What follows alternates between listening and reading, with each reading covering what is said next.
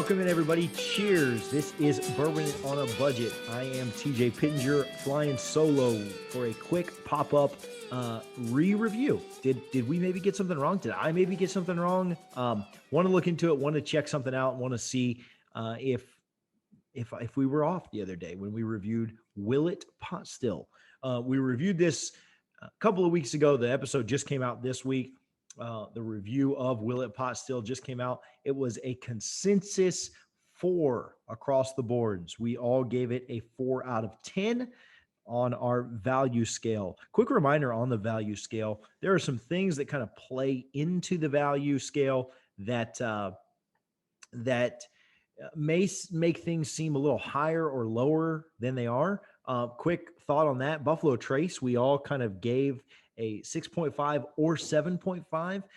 And so our composite for that became like a 6.83 final score. Buffalo Trace is probably our favorite thing that we've had so far and rated. It doesn't have the highest score because its value got knocked due to being pretty hard to find, pretty limited. Whereas something like Wild Turkey may not be our favorite thing that we've ever had. We may prefer Buffalo Trace almost at all times to Wild Turkey, but its availability and its higher proof and price give it a little bit of a higher value. And so it has a slightly higher composite scale than Buffalo Trace.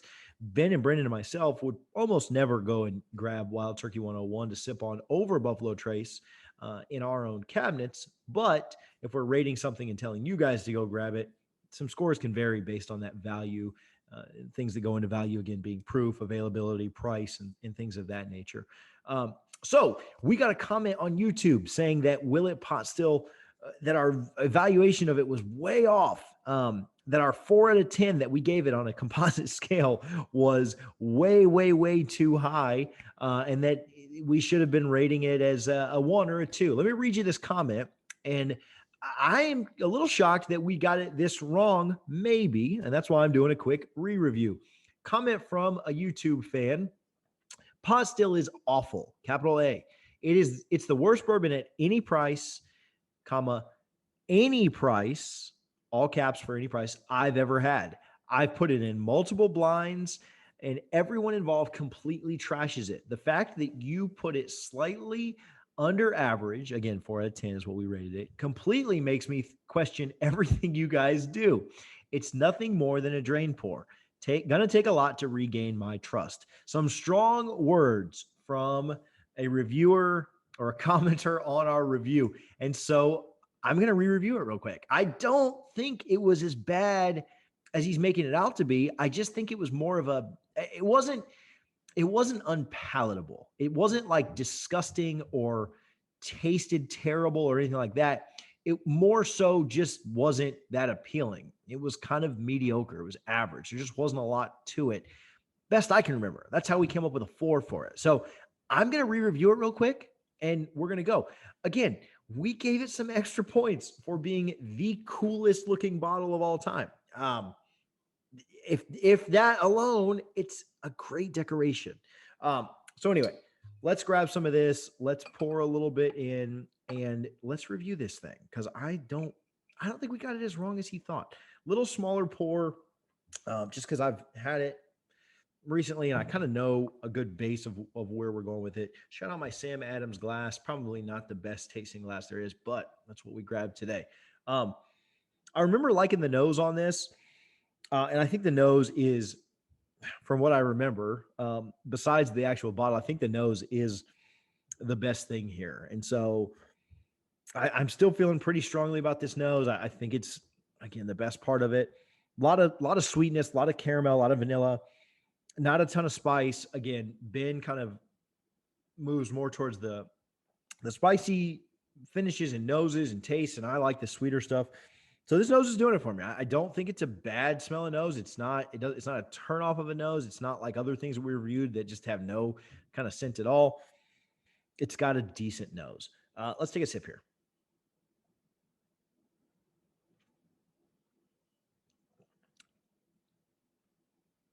Okay, so this is what I remember.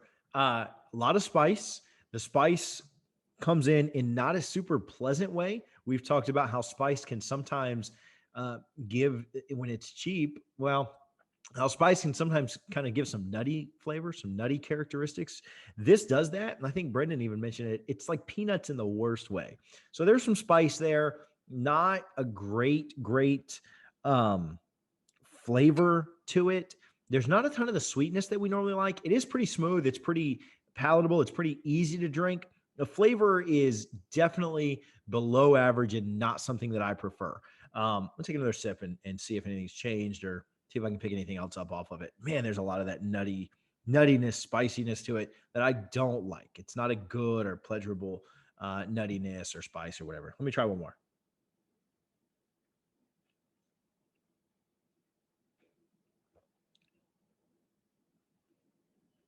Yeah, it's not great. Not a great taste on it. There's just not a lot there to it. It's not unpalatable or bad or, like kind of stomach turning. It just, when you think about bourbon and you think about like the vanillas and the caramels and the floral notes that you're looking for and some of that rye spice that comes through in a much cleaner way, I'll say, this just doesn't have a lot of that in it. Um, a little bit. There's a little bit of that floral, a little bit of the sweetness, but most of it's just that rye spice or that nuttiness that doesn't come through in the best way. As far as a finish goes, it doesn't finish super strong either. It gives you a little bit of a kick at the end of it, but not a great finish. It's an average finish at best. The best thing about the finish is that the nuttiness goes away. The nasty peanut flavor that isn't very good kind of goes away, and you get some of those traditional bourbon characteristics on the finish. But yeah, not a great finish either. Let me try one more, and then we'll get into like re-rating it.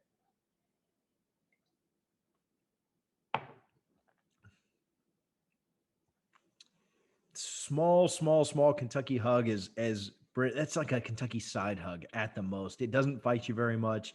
We talked about Willett not being super high jacked up proof or anything like that, be it at 94. Little small Kentucky side hug on the finish. Brennan will enjoy that. I'm going to trademark that for sure because it's not a full hug by any means.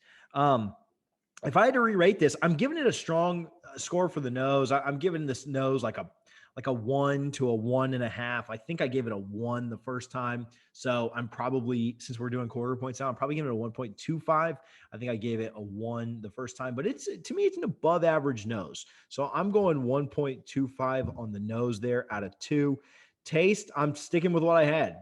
Ben and Brendan both gave this a 1.5. I gave it a 1, and I'm staying there. So finish, I'm actually docking it a little bit. I'm going to give it a 0.25. Um, I originally gave it a 0.5, but I think that was just because I couldn't give a 0.25 then. Cohesiveness and complexity, I'm probably sticking with 0.5. Again, that's kind of an all or nothing thing. It is cohesive. It doesn't change too much, but it's not very complex. And then for value, I'm probably sticking with my 1. Again, I gave it a 1 in value for the bottle only. So to me, the pour itself is about a 3 out of 8. So just below average. You get a point for the value because, again, it is a nice decoration piece, and that's about all it's worth. We give out 5 points here for taste and finish, which is the consumption of the drink. Out of those 5 points, I'm giving this a 1.25. Very below average, without a doubt. So 1.25 is my kind of the tasting score that I would give it. It gets some redeeming qualities because it does have a good nose, and that helps it up a little bit. It is cohesive. It doesn't change too much or anything like that. And then again, it gets a point out of the 2 points for value. So I come out with the same score. I come out with the exact same score. I changed things around a little bit, came down a quarter point on the finish, went up a quarter point on the nose. My taste, again, is a 1 out of 4. So that didn't change too much. And then my value and complexity scores kind of stay the same. So I think I got this right. YouTube commenter, I respect your opinion. Don't drain pour this. I will take all of these bottles and give them out to people who don't like bourbon or don't know about bourbon. Or I'll make a mixer out of it. But these are fantastic, excellent bottles. Um, that I would love to use for other things, whether that be an infinity bottle, whether I use this as a decanter one day, whatever. These bottles are excellent. So don't pour things down the drain. Contact me, send us a private message, and I'd be happy to take this off your hands. I'll pay for the shipping if you want to get rid of it. So, hey guys, bourbon on a budget. Thanks for hanging out for a couple of minutes while I re-reviewed this. I needed to see if the commenter was crazy or if I was crazy. I'm not saying he was, but I know that I wasn't. So hopefully you guys enjoyed this as much as I did. And if not, just leave me a mean YouTube review and I'll probably do a video just for you.